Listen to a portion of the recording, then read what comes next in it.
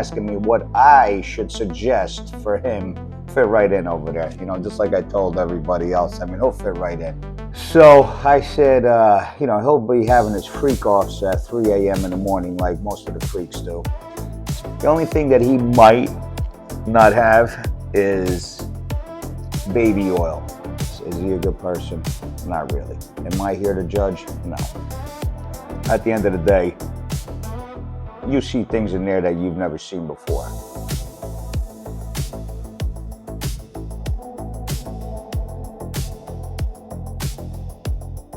All right, how's everybody doing? How's the do? Everything all right? Good. All right, we're gonna talk about P. Diddy. All right, I must have got 4 at TMZ, Us Weekly, New York Post, Radar. Anyway, all calling me about this P. Diddy guy because he's in Fort Dix, and they were asking me what I should suggest for him in Fort Dix. You know what I suggest, all right, is fit right in over there, just like I told everybody else. I mean, he'll fit right in. In prison, when you have money, you can pretty much buy everything, you know what I mean? So even though he's going in there with some pretty shaky charges, all right, let's just say everybody knows what he's about and what he did. And he's pretty much like a molester in my eyes, you know what I mean, from what I could see and for what he was being charged of, and everybody accusing him of doing what he did. I would say 95% of all that is right. I mean, I don't think all these people will be coming out saying everything he did was a lie. You know what I mean? So I would say 95% of all that is true. So in my eyes, is he a good person? Not really. Am I here to judge? No. But at the end of the day, I'm not particularly fond of people like that, that go and molest young boys and, stuff like that, young kids. And I'm not into that. So if that's what they're into, so be it. That's not part of my game.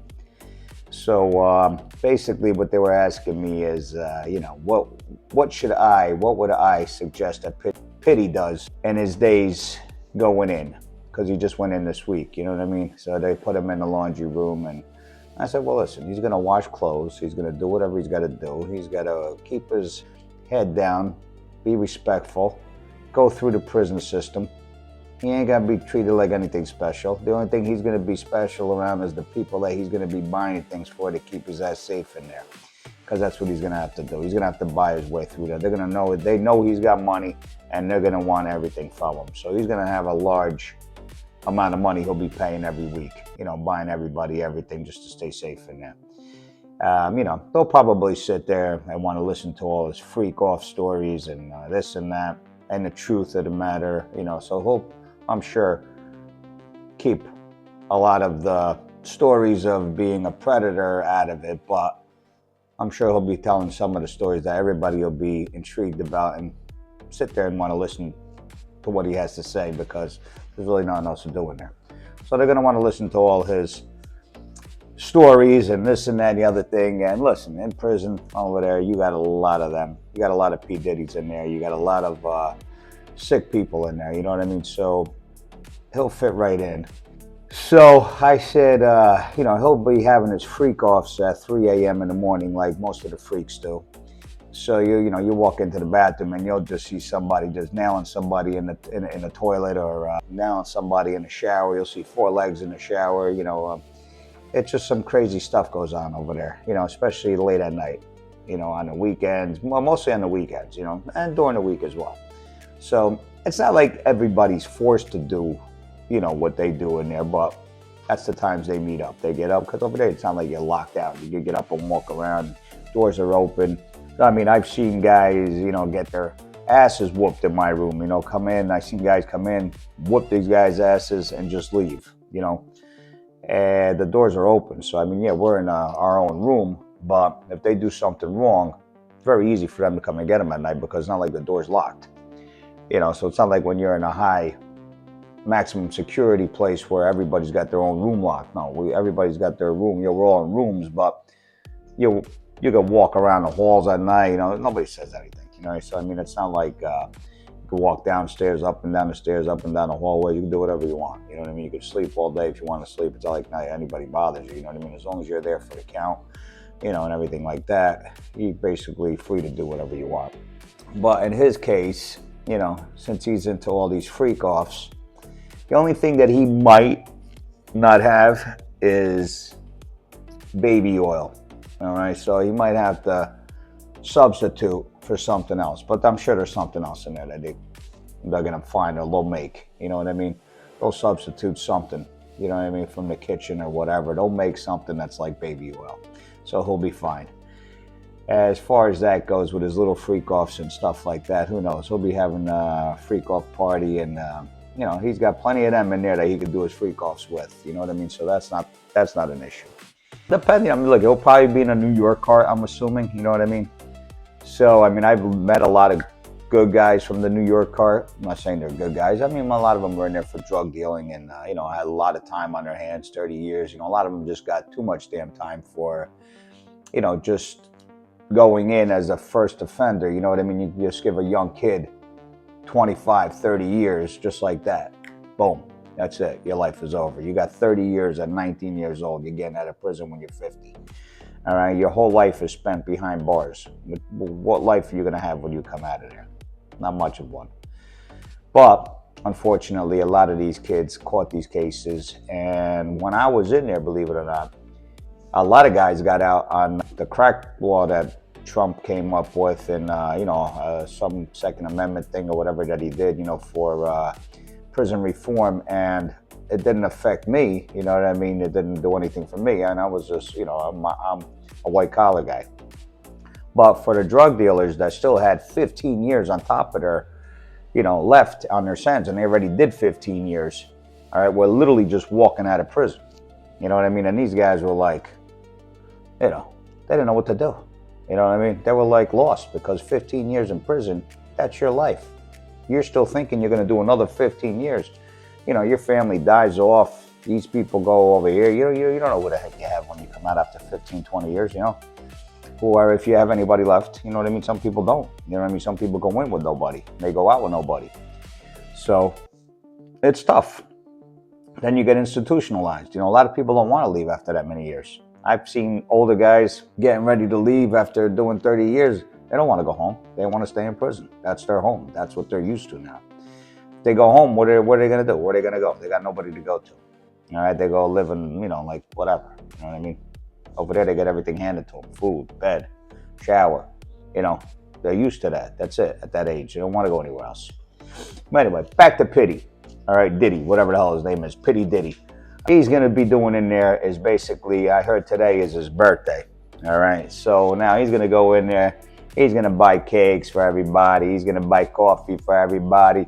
He'll even buy booze for people. You can get booze and they get whatever you want. So he'll be buying everybody everything. You know what I mean? Everybody going to like him for that. Don't worry about that. Doesn't mean that they won't stick it in his ass. They will.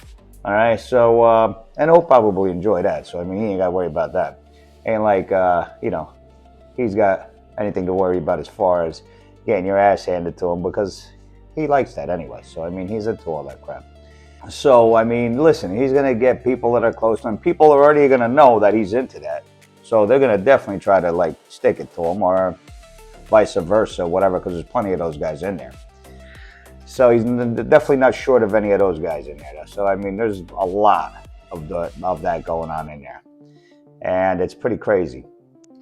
You know, so I'm like, geez. And then this guy, when he was leaving, you know, he's like a little whatever, you know.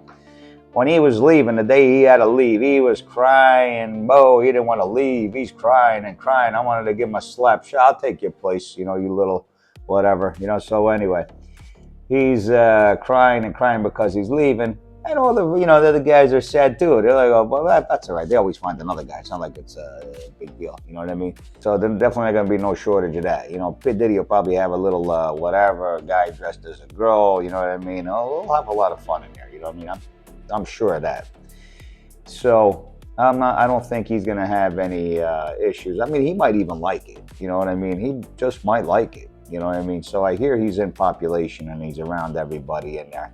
So is he going to be short of anything that he's might not like? I don't think so. The only thing he's not gonna like maybe is that he's not gonna be in the comfort of one of his homes and this and that and the other thing. And listen, you could pretty much get whatever you want and live pretty much comfortable in there as long as you have money. As long as you have money, you get whatever you want in there. You're gonna live a lot better than other people living in there, put it that way, that don't have money. And most of them don't have money. You know what I mean? So a lot of these guys have a lot of time in there, and they're not, they just don't have the money. You know what I mean? So if obviously he's got money, so he's going to be living a pretty decent life around these guys in there. So I mean, it's not like it's going to matter. You know what I mean? He's not going to be deprived of anything. You know what I mean? So what could they do? Sand it in his ass. How many times has he maybe took it in his ass? Who knows how many times, right? So I mean, it's not like that's going to be a problem. So I mean, what's going to be the problem? You're going to put it in his mouth. Who knows how many times he took it in his mouth? So I mean, at the end of the day, he's all into all that stuff. So he'll be fine. He'll fit right in, and he might even be one of those guys crying when he's got to go home. You never know. You know what I mean? That's just the way it is. And look, I got nothing against those guys like that, but I mean, one thing I do have against those guys is when they're, when they fool around little kids. I don't like that stuff. You know what I mean? So for me, people like that, if I was in there and he was there, I wouldn't even want to look at him. And, that's just me. What advice would you give Diddy? I said, listen, Diddy's going to learn. He's already been in there for over a year. He's been in a worse prison than, Fort Dix over there, where he was an MDC there. That's gets a little hectic in there. I mean, when I was there, it was pretty hectic. There was times where it got real hectic to where, the El Salvador crew and the Bloods got into it, and it was like a big like fight where they had to bring in the heads and calm everything down from different prisons.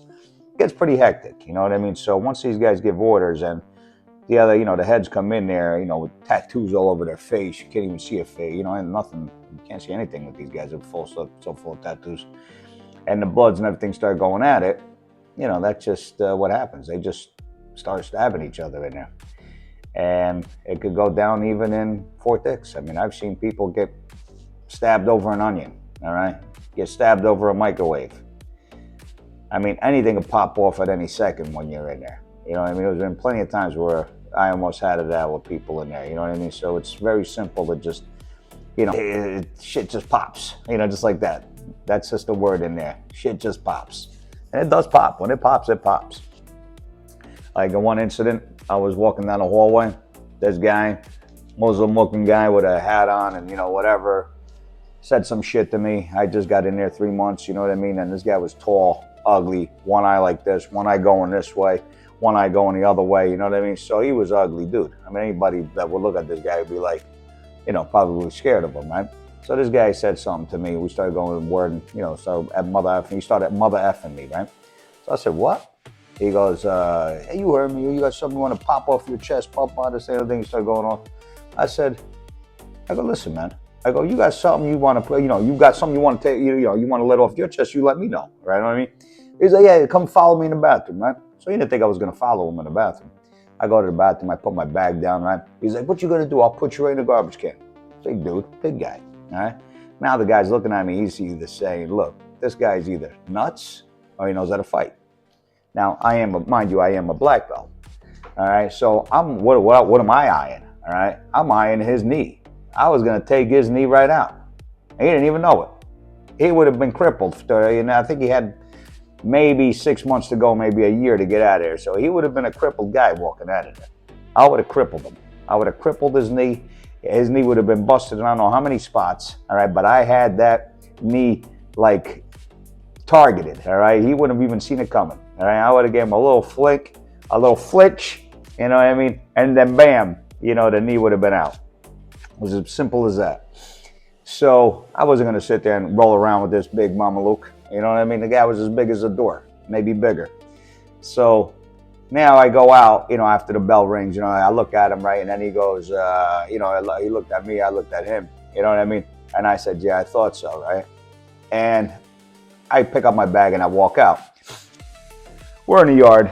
All right, so now I'm talking to an Albanian guy in there, you know what I mean, that's been in there for a while, this guy Mike, and he goes, I said, yeah, I go, you almost just had it out. You know, right away, everybody knows everything in there. You know what I mean? So it's like everything word gets out. You know, Italians are all coming up. Why don't you come and get me? But I'm like, what the hell are you going to do? You know what I mean? Anyway, when shit pops in there, that's it. You're on your own. It doesn't matter who you're with, what cart you're with. If they want to get you in there, or if shit pops and you're not always with somebody, but Diddy probably have his own little entourage around him. You know what I mean? Because he's, you know, going to have that little cart around him. He's going to need him. You know what I mean? Me, I didn't need anybody really around me. But this guy's going to need, you know, people around him. And that's how he's going to survive. You know what I mean? By paying these guys. You know what I mean? He's going to be there. He's going to have this crew around him at all times. And he's going to be paying these guys. And he's going to be paying the head guy. You know what I mean? The head of the New York cart over there, which that's how it goes. He's going to be paying him big. And he's going to be paying the entourage around him. So he's going to have a crew around him, guarding him all the time, I'm sure. So he'll be fine. And he'll even pick one or two that he likes to do his freak-offs with and maybe have a little freak-off party with a certain crew because that's what he's into. You know, he could have it all done over there. And trust me, he's going to be doing all that anyway. I'm almost certain. We're out in the yard getting back to the fight right after like my little altercation over there. And I said, Mike, that guy was about 2 seconds from being in the hospital right now, getting his knee all redone because it was about to be snapped in half. And I've done it once already, you know what I mean, on a show one time when we were filming, you know what I mean? So we were filming one time and I had to unfortunately snap somebody's leg because we were all about to get our asses kicked, you know, when we were filming out in Santo Domingo. This was many years ago, and some wedding party, you know what I mean? A bunch of Mexicans and whatever, and all this stuff over there that happened, you know, and my ex was involved, everybody was involved, and I had to snap somebody's leg, you know what I mean? I did a lot more than that, but I mean, that was just one thing that I had to do with this one guy that was a hand, you know what I mean? This guy was like a cop, and he was a real nasty guy, and I had to just boom, I just snapped his leg in half, and that was it, you know what I mean? What am I gonna do? It was either him or me, you know what I mean? I picked him. So that was then in Santo Domingo, which happened at the Hard Rock Cafe many years ago. And, you know, I also saved my brother-in-law from getting his ass kicked. You know what I mean? There was the Manzos were there. Everybody was there. You know, everybody was involved in this fight. And I saved a lot of people's asses that night. A lot of people's asses, including my brother-in-law. He was getting his ass kicked too. And, you know, even my ex got involved. That's when my ex got involved because she tried to save her brother from getting his ass kicked by these guys because there was a bunch of them. That's when I got involved, and that's when I just started snapping and just started snapping people's legs, kicking them in the face, punching them. The one guy I hit so many times in his face, he looked like the Elephant Man the next day. You know, he literally, we all got arrested, so we had to go through the whole process and everything. And the next day, the one guy was in a wheelchair with his leg broken. The other guy, you know, his shoulder was broken. The other guy looked like the Elephant Man. You got to do what you got to do to survive, right? Anyway, so that was just things that I'm capable of doing if I want to, all right? But it's not really what I'm about. That's not what I like to do, but I'm capable. In prison especially, I'm not going to sit there and play with guys in there. I'm not going to sit there and play around, all right? In there, things are going to pop, and you're going to do things as fast as possible, and you're going to get the hell out of there. And even though you could get things done as fast as possible in prison, all right, they're still going to know the guards because there's always going to be somebody that's going to tell a guard, all right? They always find out everything.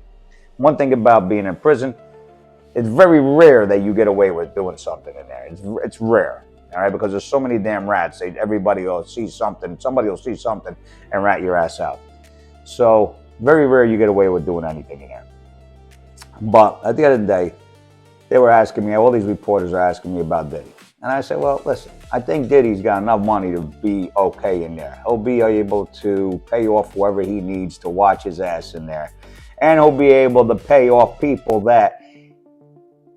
to get ass that he wants in there because that's just the way it works in there. You know what I mean? At the end of the day, he's going to pay people to watch his ass, and then he's going to pay people to get some ass because that's how he is. That's what he's into, right? I mean, he's going to have his freak offs. He's going to be doing this. He's going to be doing that. So I said, I wouldn't worry too much about him, okay? And he'll be just fine in there. He'll know who to pay. And let me tell you something. As long as he's paying in there, He'll be living like a king in there. Trust me. Ain't nobody gonna go near him. Ain't nobody gonna do nothing because he's gonna have whatever cart. And any cart is gonna want to grab him and be, and be able to protect him. You know what I mean? Like me, they already knew I was already with the Italians in there. You know what I mean? With the mob guys, this, that, and the other thing. So nobody came up to me and tried to whatever. But I was friends with everybody, because they all knew who I was. So I was very respectful. I was very, friends with everybody. New York cart, Jersey cart, or whatever. You know what I mean?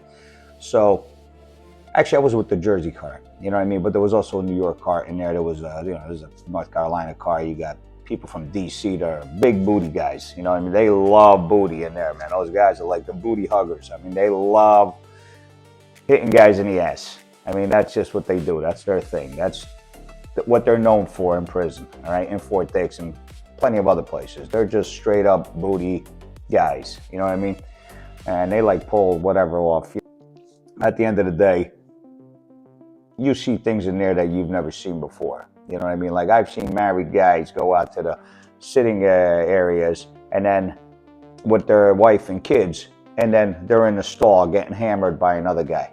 All right? So you don't know what you're going to see in there. You might see a guy in the gym, and all of a sudden, 3 o'clock in the morning, you just walk into the bathroom because you got to go to the bathroom. I never, after that, I try not to go into those bathrooms anymore at 3 in the morning. But you see things in there at 3, 4 in the morning that you're like, what the heck is going on here? You know what I mean? You'll see like a guy that you work out with, all right, in the shower, nailing a guy in the shower, or him getting nailed, vice versa, whatever. Just crazy shit, but that's prison life. You know what I mean? So back to Diddy, I'm sure he'll be fine. He's going to get whatever he wants in there. And like I said, he might even be leaving there missing the place because, there's everything that he wants in there. So I wouldn't worry about P. Diddy, all right? And that's my story about P. Diddy, some prison stories. And, that's just life in there. You know what I mean? I'm not saying that nothing could happen in there. Don't get me wrong. Even though you got a crew, you're protected, this, that, and the other thing, things could happen. Don't get me wrong. But more than likely, he'll always have a few guys watching his ass all the time. You know what I mean? I'm assuming, you know what I mean? Because he's probably scared to death in there. And you might not think it's, because it's a low security, doesn't mean anything. I mean, you still have high-level offenders from the top that come from the max, medium, down to the low, then you go to the camp. So I'm thinking maybe Diddy will be out in camp in about a year and a half, because he's got a short sentence. You know what I mean? He's going to do the drug program, which will probably knock off a year and a half, 12 months, something like that. So he's got a 4-year sentence, whatever the hell he's got. He'll be out. A couple years, 2.5 years. I'm sure he'll be out. 3 years he'll be out. So, and that's the Diddy case. You know what I mean? So to all the reporters, everybody that came out to me, now I told you the full story. All right? Enjoy, take care, and don't forget to comb your hair. All right? Giudice.